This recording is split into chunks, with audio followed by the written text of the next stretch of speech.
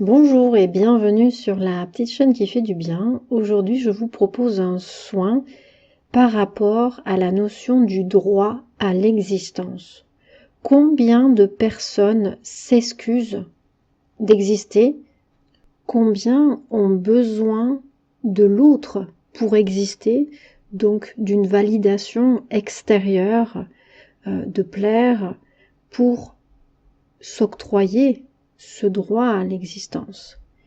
Il y a une nécessité de voir ce qui est là sous-jacent quand il y a cette impression que l'on ne fait rien comme il faudrait parce qu'on ne se sent pas accueilli par l'autre, que l'autre quelque part n'est jamais satisfait ou n'est jamais OK avec ce que nous sommes, qu'il y a cette envie de disparaître très très forte par moments qui peut créer des angoisses très profondes jusqu'à la tentative de suicide, jusqu'à effectivement des moments de détresse profonde quand il y a à notre rencontre une critique, une simple remarque ou tout simplement une déception vis-à-vis de ce que l'on vit avec l'autre.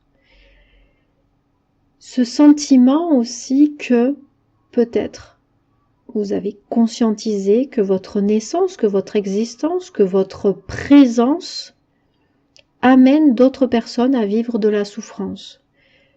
Peut-être même vous sentez-vous responsable de la souffrance de d'autres personnes qui vous entourent.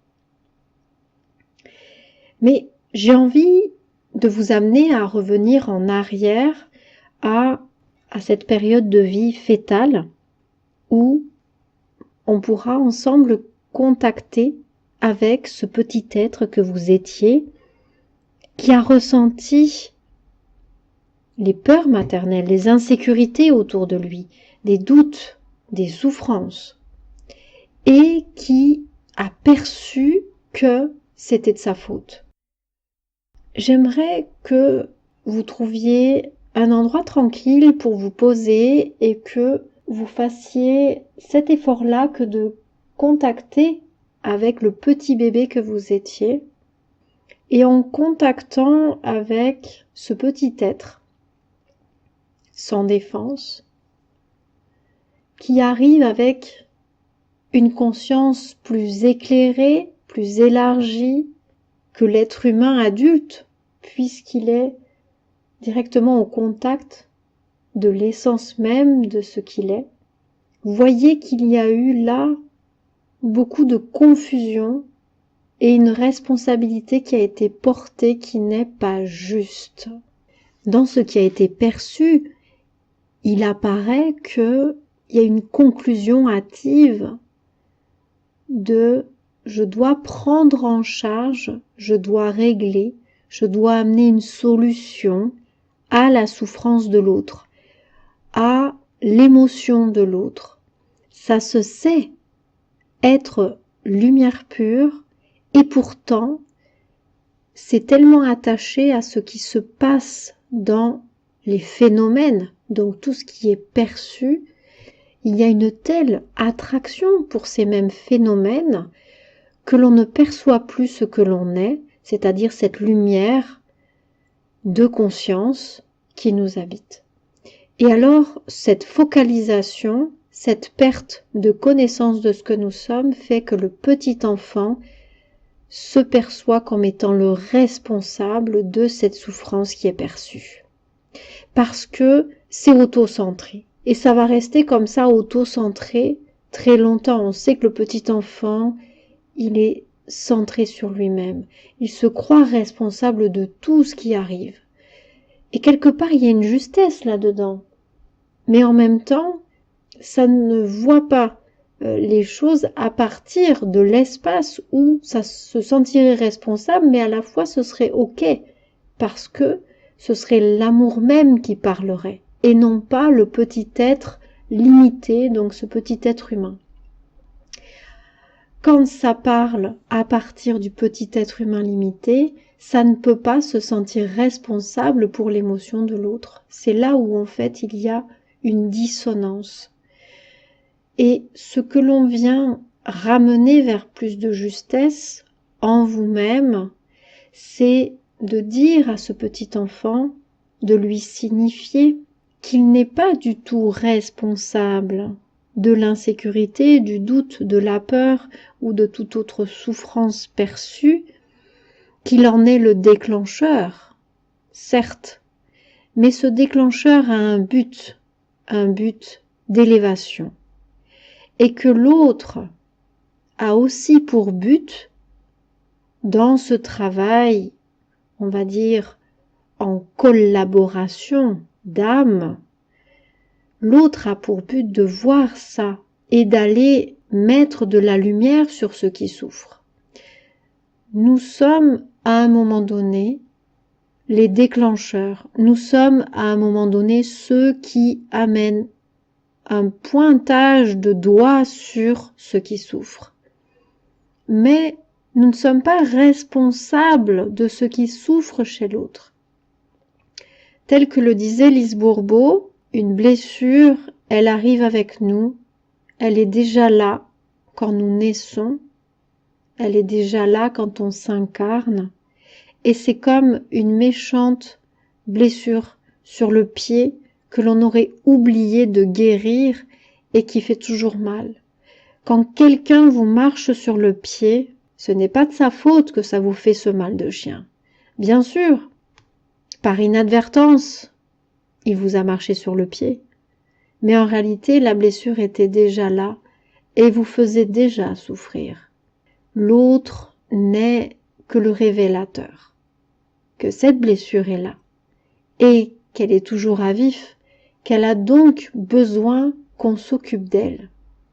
En regardant ce petit enfant que vous avez été, en l'accueillant pleinement et entièrement, en tant que l'adulte que vous êtes aujourd'hui, en mettant de la lumière et de l'amour sur ce qui a été perçu et traduit, alors que, quelque part, c'était faux, vous permettez à cette part de vous de se sentir tranquille, de se sentir aimé, d'être réintégré dans la part consciente de votre être. En faisant cela, vous vous donnez ce même droit à l'existence que vous avez eu l'impression qu'on vous a enlevé. En fait, personne ne vous a rien enlevé, simplement vous avez conclu que du fait de la souffrance des autres, eh bien vous n'aviez pas ce mérite, ce droit à exister. Et beaucoup de choses, quelque part, ont concouru à créer de la souffrance en vous pour vous le rappeler constamment, vous amenant à avoir ce besoin de plaire, de correspondre, d'abonder dans le sens de, et donc de ne pas faire de vagues, de ne même pas en réalité être capable de dire quand vous avez mal, quand vous n'êtes pas bien, parce que vous aviez l'impression de prendre trop d'espace. Prenez conscience de ça pleinement, ici et maintenant. Donnez-vous ce droit-là. Dites également à cet enfant que vous avez été, à ce petit bébé, qu'il est parfait tel qu'il est. Dites-lui qu'il est venu à ce monde dans un but bien précis et qu'il se doit d'exister. Son existence a beaucoup d'importance. Nous avons tous notre importance. Nous avons tous notre rôle à jouer. Se nier l'existence, refuser ce droit-là fondamental, consiste à renier ce que nous sommes venus à être à ce monde. Et quelque part, ce serait commettre le plus grand péché que de refuser ce droit fondamental. Nous n'avons pas besoin de mériter d'exister. Nous existons. Et c'est bien suffisant. Ce droit, c'est un droit acquis de par l'incarnation qui a été amenée à se faire. Nous n'avons aucun besoin de la mériter. En amenant cette conscience, cet éclairage à ce petit enfant que vous étiez, permettez que cela se diffuse depuis cette période de votre vie jusqu'à aujourd'hui, balayant toutes les phases de votre existence, toutes les phases de votre vie, ramenant dans la lumière tous ces épisodes qui ont été souffrants et qui ont baigné dans cette notion de besoin de validation extérieure pour mériter d'exister, pour ce droit fondamental. Permettez à toutes ces parts de vous-même d'être réintégrées à leur juste place en vous-même. Donnez-vous pleinement et entièrement, ici et maintenant, ce droit-là.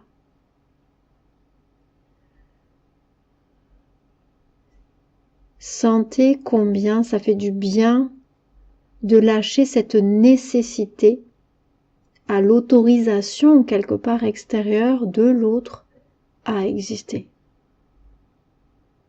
Non, vous n'avez besoin d'aucune autorisation, d'aucune validation. Soyez ce que vous êtes venu à être. Choisissez de l'incarner ici et maintenant.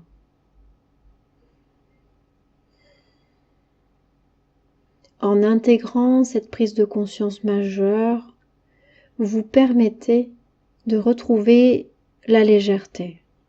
Vous vous octroyez aussi les pleins droits à jouir de la vie. Et ça, c'est un très beau cadeau que vous vous faites aujourd'hui. Respirez pleinement cela et laissez-le s'intégrer tranquillement. Éventuellement, réécoutez cet audio dans 1 ou 2 jours pour voir comment ça se place en vous, comment ça se vit à la 2e écoute. N'hésitez pas également à partager autour de vous si ce soin vous a aidé. Quant à moi, je vous retrouve dans une prochaine vidéo. Pensez à vous abonner et à mettre un petit pouce en l'air si ce contenu vous a aidé. À bientôt, au revoir.